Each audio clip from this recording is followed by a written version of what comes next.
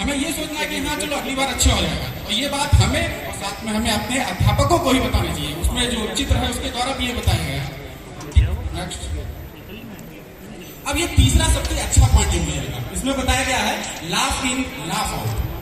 मतलब आप क्लास में जब घुसे तो हंसते हुए जाए, और क्लास से जब बाहर आए तो भी हंसते हुए आए। आपने अक्सर देखा होगा कि जब आप घबराते हैं, हम सब के साथ ये कंडीशन आती है, तो हम अपनी बात को या अपने काम को उतना अच्छा अंजाम नहीं दे पाते। जैसे मैंने सुना था, मेरा जैसे फेवरेट एक खिलाड़ी था वीरेंद्र सहवाग, तो वो कहा जाता है कि जब वो क्रिकेट खेलते थे तो बीच बीच में गाने गाते रहते थे। क्यों गाने गाते थे उनसे पूछा गया, तो उन्होंने कहा इसलिए ताकि मैं टेंशन में ना हो। तो सोचिए इतना जबरदस्त बल्लेबाज, एक महान बल्लेबाज, वो जब बैटिंग कर रहा है तो बीच बीच में गाने गा रहा है ताकि वो थोड़ा नॉर्मल रहे, कोई घबराहट नहीं। हम लोग जब आपने कभी महसूस किया होगा, जब आप गाड़ी चला रहे हैं और अक्सर कहीं आपकी गाड़ी कहीं जाम में फंस गई और पीछे से हॉर्न बज रहा, तब आप गाड़ी स्टार्ट करेंगे और फिर बंद हो जाएगी, फिर स्टार्ट करेंगे फिर बंद हो जाएगी। क्यों? क्योंकि तब आपका जो ध्यान है, जो अपनी योग्यता से हटके कहीं दूसरी चीज पे चला जाता है। तो यहाँ पे हमें बताया गया है कि जब आप घबराए हुए होते हैं तो आपका जो क्वालिटी है, वो जो है वो थोड़ी बैक सीट पे आ जाती है। तो इसका ध्यान रखें कि हम अपने स्कूल में जाए तो हंसते हुए जाए और हंसते हुए ही आए, चाहे वो एग्जाम हो चाहे सामान्य दिन। नेक्स्ट, चौथा वाला पॉइंट है नॉट ए वॉरियर। मतलब आप एक योद्धा की तरह हर काम को लें, ना कि एक चिंता करने वाला कि हाय मेरे स्कूल में जो है निपुण टेस्ट होगा, ये होगा वो होगा, पता नहीं क्या होगा। अब इसे लेकर मैं सब कुछ कर दूंगा, मैं अपने विद्यालय को एक निपुण विद्यालय बना दूंगा।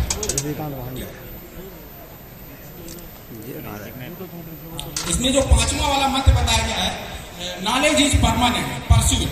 मतलब आप चाहे बच्चों के नजरिए से देखें, चाहे अपने आप देखें, बच्चे जो भी पढ़ते हैं, चाहे वो एग्जाम के लिए पढ़ें, लेकिन वो नॉलेज जो होती है वो उनके दिमाग में हमेशा के लिए रहती है।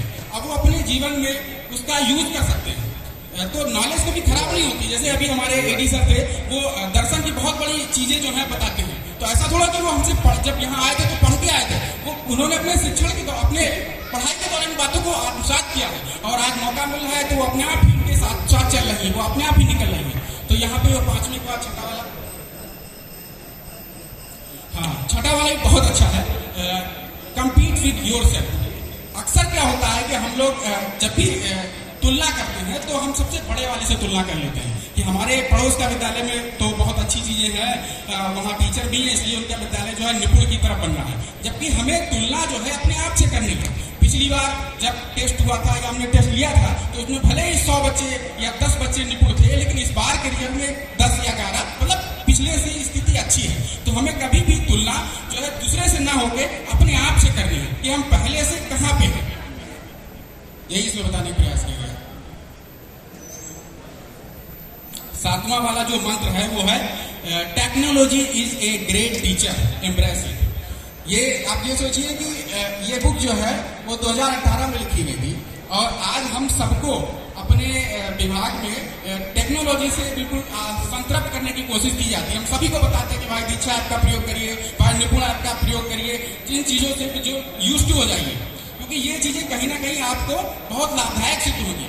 तो वहां पर इस मंत्र में भी जिक्र किया गया है कि आप टेक्नोलॉजी जो है बहुत बड़ा टीचर है। आज आपको कोई भी दिक्कत होती है तो आप यूट्यूब पे जाते हैं और उस पर डाल देते हैं कि डायरी कैसे बननी है या लेसन प्लान कैसे बननी है, ये सब चीजें आप टेक्नोलॉजी से सीख लेते हैं। बाकी आप किसी टीचर से सीखेंगे तो शायद उस समय वो उपलब्ध ना हो, लेकिन ये एक ऐसा टीचर है जो आपके लिए 24 घंटे उपलब्ध है। बस आपके मोबाइल में डेटा होना चाहिए, और डेटा भी लोग आठ से जो है उधार नहीं दे देते हैं। 8वां वाला जो मंत्र है to do your best, take educate rest. मतलब कहने की बात यह है कि ऐसा ना हो कि बच्चों के लिए है वैसे कि हम पढ़ते रहे, उससे ये भी ध्यान रखिए कि कैसे हम बीच बीच में रेस्ट लेते हैं। जैसे हमारी जो शिक्षण योजनाएं हैं, जो अभी हमको आधारशिला क्रियान्वयन संरचनाएं मिली, तो उसमें देखिएगा कि बीच बीच में एक पीरियड को खाली छोड़ रखा है, वो इसलिए कि ताकि हम पर्याप्त रेस्ट ले लें और फिर से एक बार अपनी योजना पे फिर से अपने उद्देश्य को प्राप्त करने में जुट जाएं। तो पर्याप्त रेस्ट लेना बहुत जरूरी है, ये इस मंत्र में बताया गया। 9वां वाला जो मंत्र है वो sleep is a great weapon sharpen it. कहने का मतलब यह है कि आजकल जैसे आप सभी के पास एक मोबाइल आ गया, और जब से ये मोबाइल आ गया तब से हम लोगों ने एक आदत जैसी पड़ गई कि हम लोग 12-1 बजे तक अपना डेटा खत्म करते हैं, उसके बाद सोते हैं। तो वो इस मोबाइल से हमें बड़े दुष्परिणाम झेलने पड़ रहे हैं। हमारी नींद नहीं पूरी हो पा रही है, हमारे बच्चों की ये गलत प्रैक्टिस जा रही है, जिसके कारण हम अपनी नींद को कंप्रोमाइज कर रहे हैं और नतीजा ये होता है कि हम जो भी चैलेंजेस हैं उनके साथ ठीक से काम नहीं कर पाते हैं। तो यहाँ पे बताया गया है कि स्लीप इज ग्रेट वेपन। तो ये देखिए प्रधानमंत्री जी ने इसे बहुत पहले बता दिया था, तो इस पे हमें भी ध्यान देना है। हमें मोबाइल की उस लत को, अब ये सही बात है कि टेक्नोलॉजी बहुत अच्छी चीज है, लेकिन एक अति कहा जाता है कि ना कि अति सर्वत्र बजते, तो वही बात है कि अति भी जो है खराब बात है। इसमें 10वां वाला जो मंत्र है प्ले टू साइन, तो यहाँ पे ये बताने का प्रयास है कि हमें खेलना चमकने के लिए है। आप पढ़ा रहे हैं तो बीच में हमें खेल का अवकाश लेना, इसलिए अवकाश लेना ताकि हम दोबारा से अपने लक्ष्य पे फिर से केंद्रित हो जाएं। ऐसा ना हो कि हम खेलते ही रहें, क्योंकि अक्सर देखा जाता है कि खेल रहे हैं बच्चे तो खेल ही रहे, जबकि हमारा उद्देश्य था कि हम इसलिए खेल रहे हैं ताकि हम अपने काम को फिर से ऊर्जावान होकर अपने मस्तिष्क को दोबारा से और ऑक्सीजन देके अपने काम के अपने लक्ष्य की तरफ फिर से जुड़ जाए।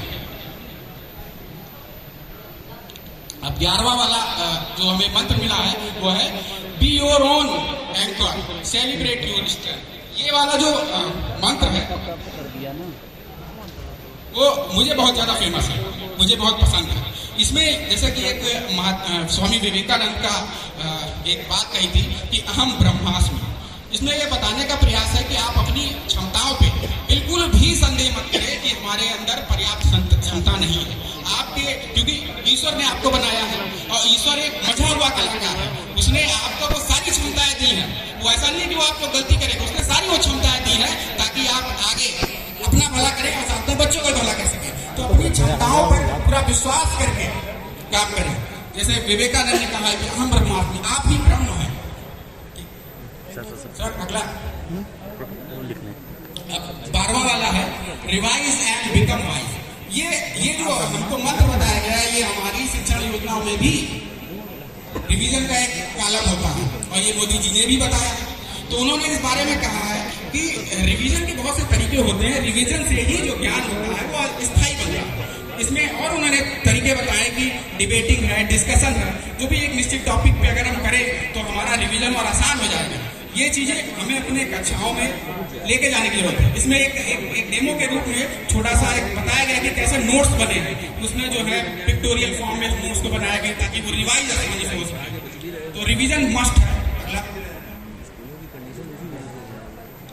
फिर इसके बाद मंत्र 13, देखिए little things matter, observe exam discipline. ये बहुत ही सभी जानते हैं कि एग्जाम का भी एक अनुशासन का हमें पालन करना है। अगर आपके यहाँ बच्चों का एग्जाम होता है तो हमें एक दिन पहले सलाह दी जाती है कि हम जो भी कॉपी पेंसिल बस्ता एडमिट कार्ड ये सब है पहले से रख लें। और हम अपने विद्यालयों में भी अगर कोई एग्जाम की डेट आएगी, चाहे वो नेट एग्जाम की डेट आएगी, तो उस दिन तक वो प्रक्रिया चलती है। एग्जाम से ठीक पहले लोग आते हैं, फोटो कॉपी होती है, उसके बाद लास्ट तक चलता है। तो ये सलाह दी गई है कि चाहे बच्चे हों चाहे हम अध्यापक हों, एग्जाम का जो भी डिसिप्लिन है उसे हम फॉलो करें।